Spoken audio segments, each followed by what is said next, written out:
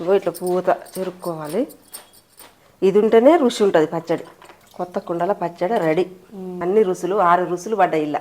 ఉగాది శుభాకాంక్షలు. ఉగాది పచ్చడికి ఏమేం కావాలంటే సరస్వతి, చిన్న మామిడికాయలు ఒక 3 తీసుకున్నా. నేను లావు ఉంటే ఒక్కటైనా తీసుకోవచ్చు. నేనైతే ఇప్పుడు 3 తీసుకున్నా.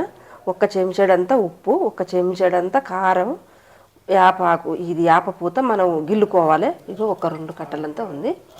చింతపండు ఒక చిన్న నిమ్మకాయ అంత సైజు నానేసుకోవాలి ఇది ముందుగానే.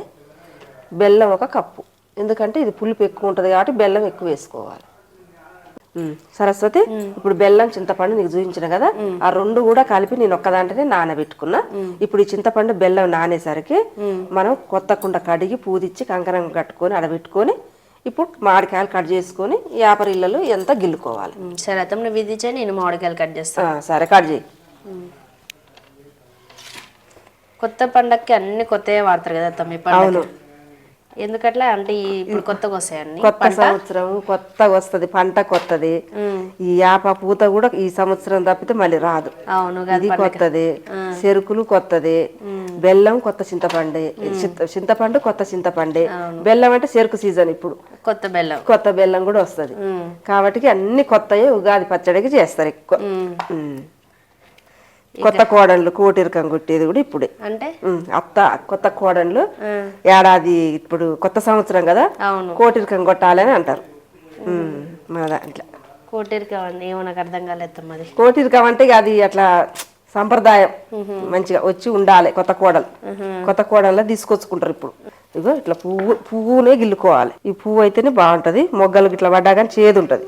ఇంకో ఇప్పుడు బెల్లం చింతపండు నానబెట్టుకున్నాం కదా, ఇది గుజ్జు పిసికినట్టు పిసుకుందాం. ఫస్ట్ పిసుకొని దీన్ని మంచిగా వడకట్టుకుందాం మనం. ఇప్పుడు అల్లకి వడకట్టుకుందాం. ఇది ఫస్ట్ ఇగో చింతపులుసుని ఇలా పోసుకోవాలి. ఇప్పుడు ఇట్లా నానేసుకోవడం వల్ల ఎట్లుంటుంది అంటే, బెల్లం చింతపండు ఒక దాంట్లోనే, చింతపండు బెల్లం నానుతుంటే మంచిగా పులుపు అనేది ఉండదుగా. ఇంక చాలు.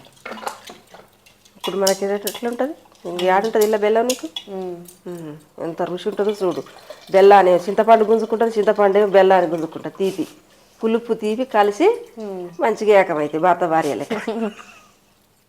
1 చెంచాడంతా ఉప్పు, మామిడికాయ ముక్కలు 3 అని చెప్పినగా మీకు. ఇంకో ఇట్లా పూత చెరుక్కోవాలి. ఇట్లా మొగ్గలున్నా ఏదున్నా ఇట్లా పైకి పోయి పుల్లలు గిట్ట మంచిగా ఇట్లా వస్తుంది పూత.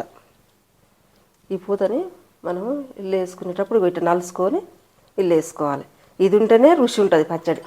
కొత్త కుండల పచ్చడి రెడీ.